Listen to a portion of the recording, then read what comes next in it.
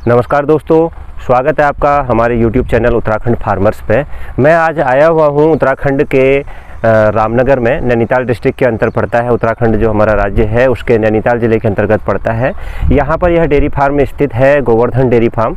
तो इस dairy farm पर आया हुआ हूँ। बहुत ही आधुनिक तरीके का बना हुआ यह डेयरी फार्म है और इस डेयरी फार्म पे मैं आपको विजिट कराऊंगा किस तरह से डेयरी फार्म को बनाना चाहिए, क्या इसके स्पेसिफिकेशन होने चाहिए। और इन्होंने बहुत आधुनिक तरीके का यह डेयरी फार्म बनाया हुआ है। और दूसरा सबसे बड़ी बात इस डेयरी फार्म की ये है कि इसमें जो यूज की है इन्होंने टेक्निक, वो सारे ही जितने भी डेयरी अगर आप ओपन करना चाह रहे हैं उसके लिए जितने पैरामीटर्स होते हैं, किस तरह का बनना चाहिए, वो सभी चीज़ें यहाँ पर कंप्लीट की गई हैं। तो मैं आपको इस पूरे डेयरी फार्म का एक छोटा सा व्यू दूंगा। अगर आपको कोई भी जानकारी और इससे रिलेटेड चाहिए तो मैं इनका नंबर इसमें नीचे से मेंशन कर दूंगा, आप इनसे संपर्क कर सकते हैं। रामनगर में यह डेयरी फार्म है, आप इस पर विजिट भी कर सकते हैं अगर आप देखना चाहते हैं। और डेयरी के व्यवसाय में बहुत कम लागत में इन्होंने यह डेयरी फार्म बनाया हुआ है। तो चलिए मैं आपको ले चलता हूँ सीधे डेयरी फार्म पे, और डेयरी फार्म पे किस तरह से स्ट्रक्चर है, कितनी हाइट होनी चाहिए, क्या इसका सिस्टम होता है, ये सब जानकारियाँ इसमें आपको मिल जाएंगी।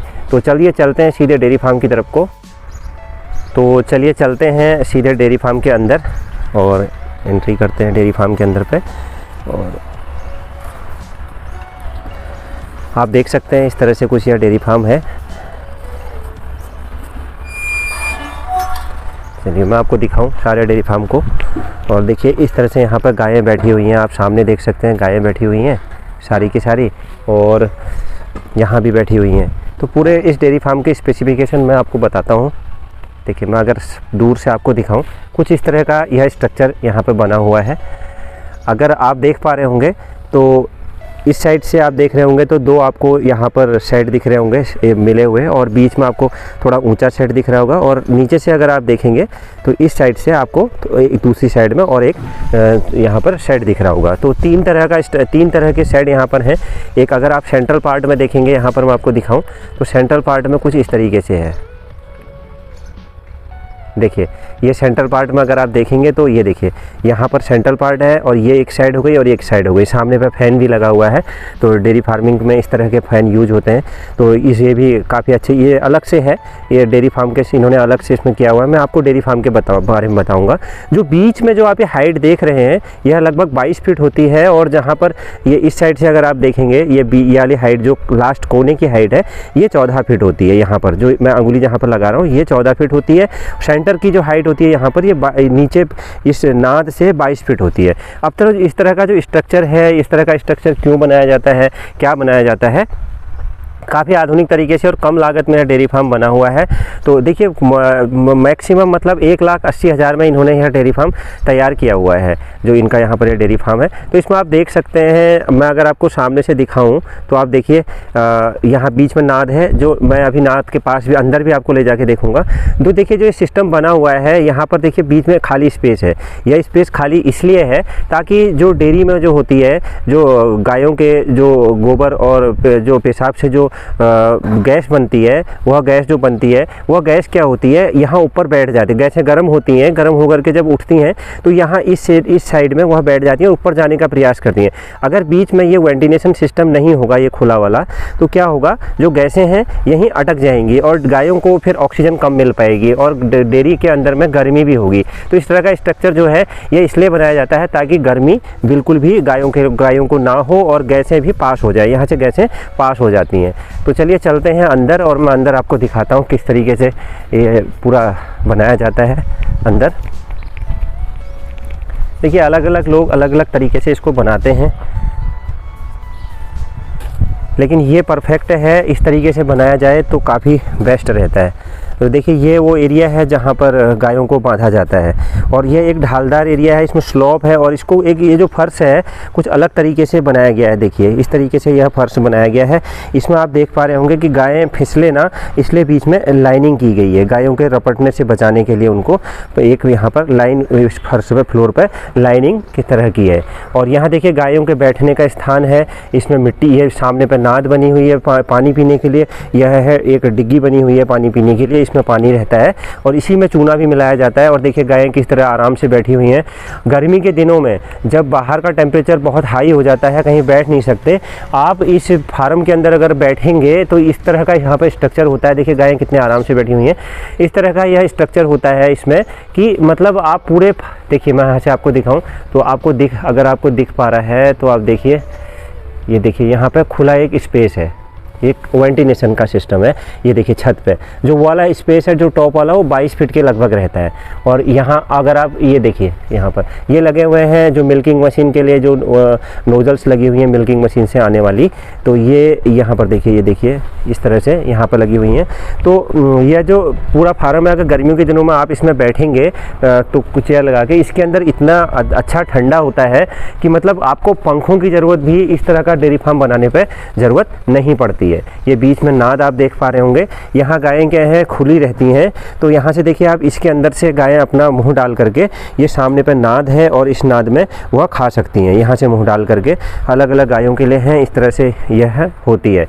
लगभग 3 फीट इसकी ऊंचाई रखी जाती है नाद की, 3-3.5 फीट। यहाँ से जो नाद से ऊपर तो के जो पाइप लगे हुए हैं, इनसे बनाया जाता है। ये 3 फीट का, 3.5 फीट का यह लगभग होता है। और मैं आपको दिखाऊं, फ्लोर इस तरह का है। इस तरीके से गायें यहाँ पर बैठी हुई हैं। और इसके अंदर अभी मैं खड़ा हूँ तो अभी तो जाड़ों के दिन है, यहाँ पर उतनी गर्मी नहीं है, लेकिन फिर भी उसके बावजूद भी यहाँ पर बहुत अच्छा एक टेम्परेचर कंट्रोल में इस तरीके से इसके अंदर पे है। चलिए मैं अब आपको इसके बाद ले चलता हूँ, नाद को दिखाता हूँ, नाद किस तरह से बनी हुई है।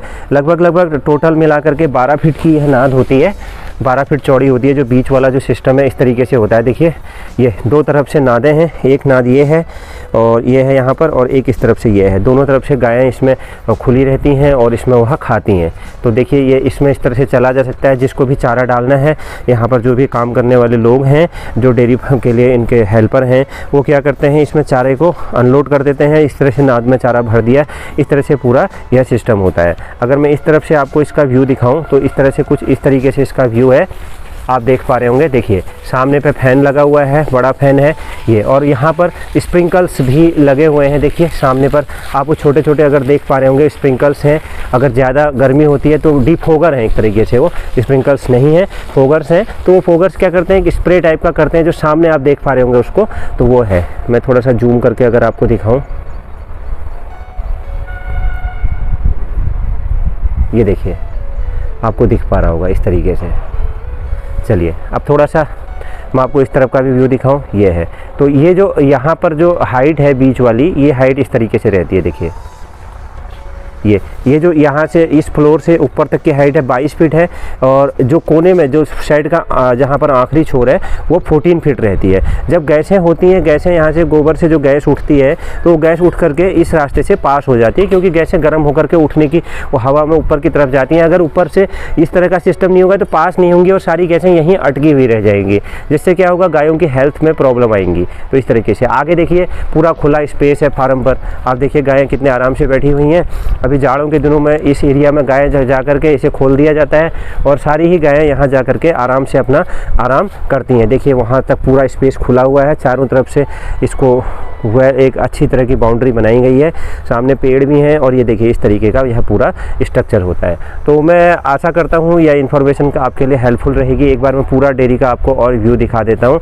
तो रामनगर में यह डेयरी फार्म स्थित है, नैनीताल जिले के रामनगर में यह डेयरी फार्म स्थित है। टेम्परेचर यहाँ पर कम ही रहता है, वैसे बहुत ज़्यादा नहीं था, लेकिन उसके बाद भी इतनी कम लागत में इन्होंने यह डेयरी फार्म बनाया हुआ है। तो आप भी इनसे पूछ सकते हैं, इनसे जानकारी ले सकते हैं कि इस तरह का आधुनिक फार्म किस तरह से बनाया जाए। और देखिए एक चीज़ और है, पानी की नाद के लिए इन्होंने गायें फ्री हैं, कभी भी वो पानी पी सकते हैं। देखिए इस तरफ भी है, इस तरफ भी एक नाद बनी हुई है पूरी। तो एक तरह की मैं ये आपको इन्फॉर्मेशन देना चाहता ताकि आप कोई भी किसान भाई जो नए मित्र हैं वह इसको अगर डेयरी फार्मिंग को स्टार्ट करना चाहते हैं तो वह परेशान ना हो और वह इस स्ट्रक्चर को देख करके अपना स्ट्रक्चर तैयार कर सकते हैं। अगर आपको कोई और इन्फॉर्मेशन चाहिए तो कमेंट बॉक्स में आप ज़रूर बताइएगा, मैं वह भी आपको बताने की पूरी कोशिश करूँगा कि इस तरह की इन्फॉर्मेशन जिससे रिलेटेड डेयरी फार्मिंग का शेड बनाने से रिलेटेड चाहिए तो वो मुझे ज़रूर बताइएगा। और यह जो है इस डेयरी फार्म के लगभग मंथली 1 लाख रुपए तक अपने इस डेयरी फार्म से आमदनी कर रहे हैं। तो अभी जैसे जो प्राइवेट जॉब्स हैं, कंपनियां हैं, वहाँ पर लोगों को 12-12 घंटे काम करना पड़ता है बहुत ज़्यादा। तो अगर अपना स्वरोजगार की तरफ को कोई किसान भाई, कोई दोस्त, किसान मित्र समझ रहे हैं तो पशुधन के माध्यम से कि वह डेयरी को स्टार्ट करना चाहें, तो मतलब पशुधन से अपना व्यवसाय बनाना चाहें डेयरी फार्मिंग का, तो वह ज़रूर आप इसके लिए इस वीडियो को देख सकते हैं, काफ़ी आपके लिए हेल्पफुल होगा। तो मिलते हैं फिर नेक्स्ट वीडियो में। धन्यवाद, थैंक यू वेरी मच।